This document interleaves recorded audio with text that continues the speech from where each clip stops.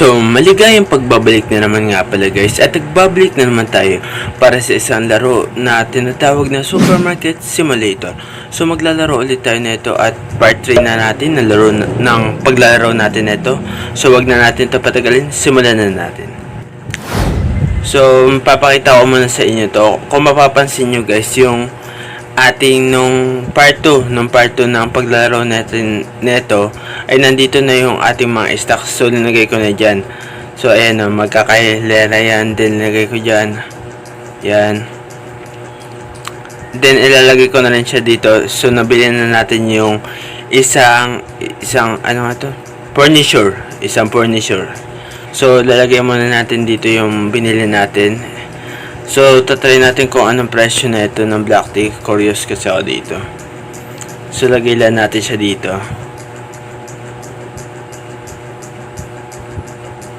Yan. So, yung cost price, syempre yung katamtaman lang.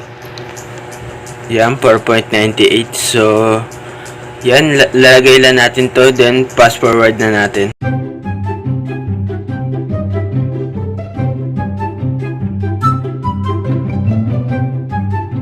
Lagay lang natin to dito. So, open na natin yung ating shop. Then, kasi magbebenta na tayo. Then, kailangan natin umipon para makabili na rin tayo ng lisensya. Ayun o, 200 siya. Yung license 3. So, kailangan na natin bilhin yan para magkaroon tayo ng lisensya. So, papaabutin lang natin ng 200 yung pera natin. $200. So, bebenta lang tayo dito.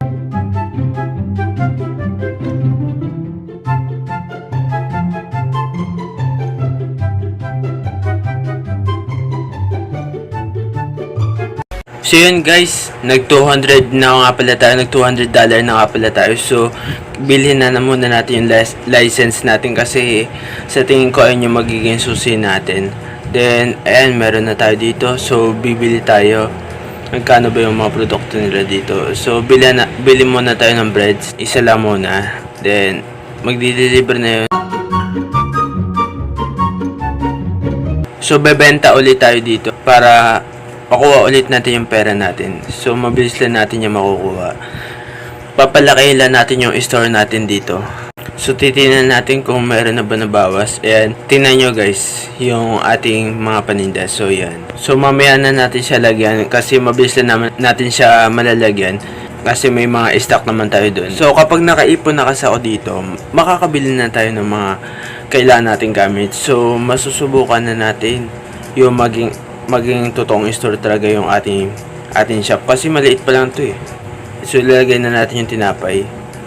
Hindi pala natin nalagyan ng palaman eh. Wait lang, bibili lang tayo palaman. So yan, 2.98, magti $3 na lang, 2 piso na lang.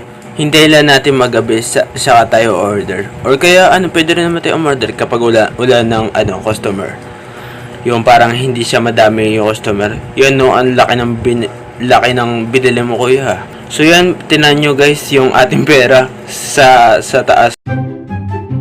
Parang mababawi na natin yung ginastos natin, $200 ah.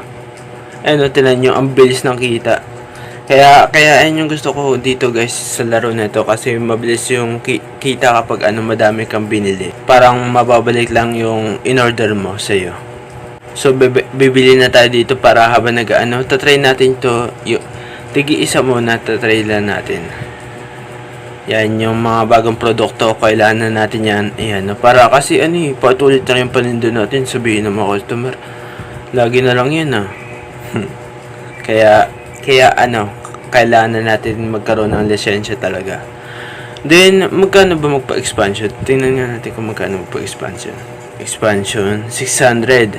So, 600. Ang taas. So, kailangan din natin bilhin siguro to na double door fridge siguro. Kailangan natin makaipon dito na sapat na pera. Pero ang unahin muna natin guys yung ating furniture, yung yung nilalagyan ng italay, mga ganun. Ano ba pangalan? Wait nga lang. Ano ba pangalan? ayun, double dry rack. So, 400, kailangan muna natin mag-ipon. So, babalikan ko na lang kayo kapag nakaipon ako ng 200. Bebenta lang ako dito. At yun guys, inabutan na tayo ng gabi pero hindi pa rin tayo nakakaipon ng 400. Pero kinabukasan, patapos sila natin si kuya mag-order kasi bago tayo magsara. Bilisan mo dyan kuya, bili mo na yan lahat para malaki yung kita ko. So, hindi muna tayo. So, yan, yung customer natin, 36. Then, lalagay muna natin to bago tayo mag-open. Lalagay muna natin to doon sa atin. Yan, lagay muna natin. Then, yung panibagong order nandito na pala. So, lalagay lang natin siya isa-isa dyan. So, saan ba ito ilalagay? Dun yun sa yun sa sinasabi ko nga na parang, rep talaga yun, rep. So, yun, sa rep rin to. Ito yung palaman, no, Natella tinan nyo. Inibili ang pangalan pero Natella talaga yan. So, mamahal pala ng bagong kapag may license ka pala guys, nagtataas yung presyo. So, mahal siya kaysa sa original na license. Tinan nyo guys, yung kumpara nyo 1.78 tapos yung bagong license natin 3.98 yung presyo. 'Di ba? Ang mahal. So, kailangan kasi natin dito ng ng lagayan para mabenta na natin yung mga stock natin doon. Then, para malaki na rin yung kita natin. Kaya, kailangan natin bumili talaga ng double dry rack ba yun? Yung pangalan nun? Basta yun. Kaya, kailangan natin mag-ipon ng $400. Yun, $400 na. Wait lang ate bibiliin ko muna yun. Sa tagal mag-deliver dito. So, yan. Ayan, mabapower lang natin yan. Kaya, okay lang yan guys. Na gumastos tayo na malaki. Basta, malaking balat din sa atin, diba? So, ipapasok lang muna natin yung in-order natin. Lagay lang natin siya. So, yan. Magkakaibang palaman yan, And guys, peanut butter ata yan. Sa tingin ko lang. Hindi ko lang alam kung peanut butter ba yan. Benta ulit tayo. Kailangan kasi natin guys bumili ng maraming double dry rack para malagay na natin dito yung mga in-order natin. Then kapag nagkataon na ganun, so malaki yung makikita natin. Then makakaipon na rin tayo para mag-expansion din, para lumaki yung space natin dito. Kaya kailangan talaga natin bumili at pag-ipunan talaga yung $400 na yan. Kaya ipon lang tayo hanggang mababawi rin naman natin yan So magiging malaki yung kita natin dito kapag marami na rin tayo mga ganun. So ayan yung furniture. So saan natin ito ilalagay? So ilalagay lang natin siya dito. Then naman ito. Kailangan pantay. Yan. Tapos ito. Move natin. Yan. So ito ilalagay natin siya dun. Yan. Then, itong furniture na to, ilalagay natin dito. Wait lang. Kailangan muna natin buksan.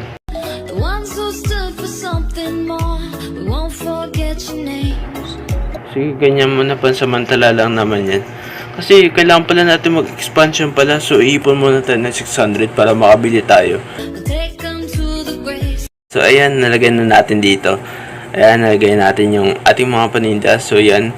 At mukhang masikip siya kasi kailangan natin mag-expansion. Pero may natira pa rin tayo doon na in-order natin. So yan ang dami pala ng in-order natin ito.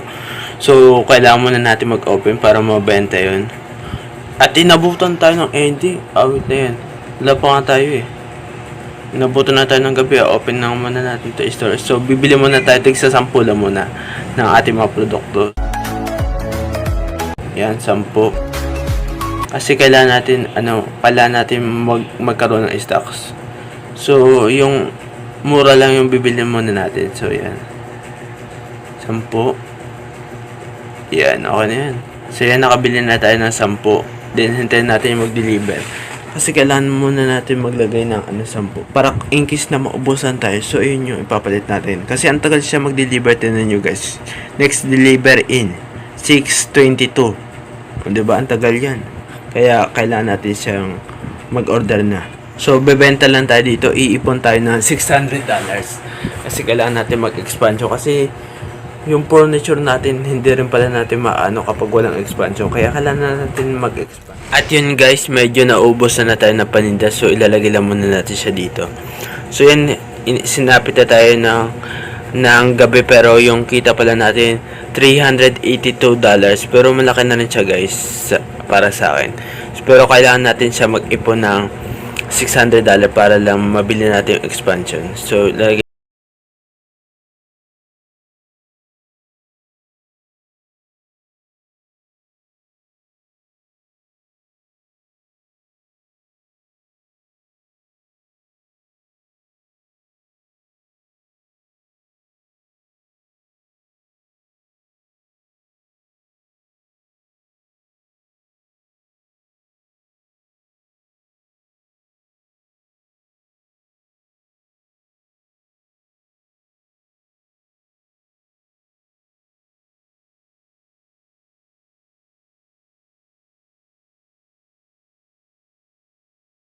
ba? $600 na. Yun, nice one.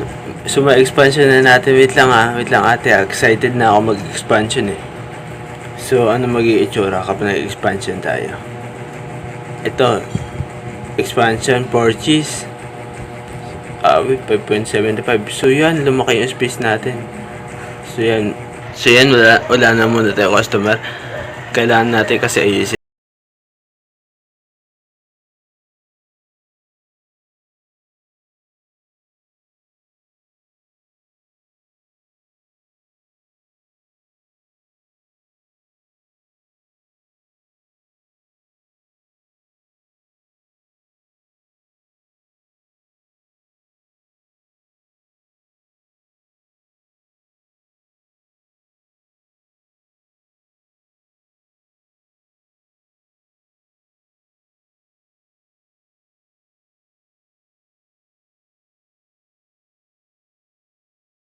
natin. So, ang plano ko, yung rep dito siya. So, yan, dyan siya. Kaya may space yan. So, magkano ba yung rep? Tingnan muna natin na. Ayun, yung double door fridge. So, 500 siya. Pero kahit single, pwede naman. Pero mas okay yung double siguro. Sige, yung double na lang 500 pag-ipunan natin. So, open muna natin to. Then, bibili muna tayo ng mga produkto natin. So yun guys, hanggang dito muna siguro yung ating video. So mayroon na tayong lisensya din, nakapag-expansion na pala tayo. So sa mga susunod na video mag-grind pala ako guys. Kasi hindi ko na siya ma-record guys yung pag-grind ko. Kasi masyadong boring guys kapag pinanood nyo. Boring talaga siya kapag pinanood nyo. Kaya mag-grade ako mag-isa guys. Kapag re-record ko pa kasi guys na yung grade ng grade ako, yung 'di ba benta ako dito, tapos papakita ko sa inyo, 'di ba maboring kayo? Kasi sobrang tagal ng deliver natin. Kung mabilis lang yan guys, hindi talaga ako magaganon. So yun naman guys, maraming salamat sa panonood at sana naman nag-enjoy kayo sa video na ito. At kung nag-enjoy nga kayo, ay mag-like na at mag-subscribe. So yun lamang guys, maraming salamat sa panonood. Peace out.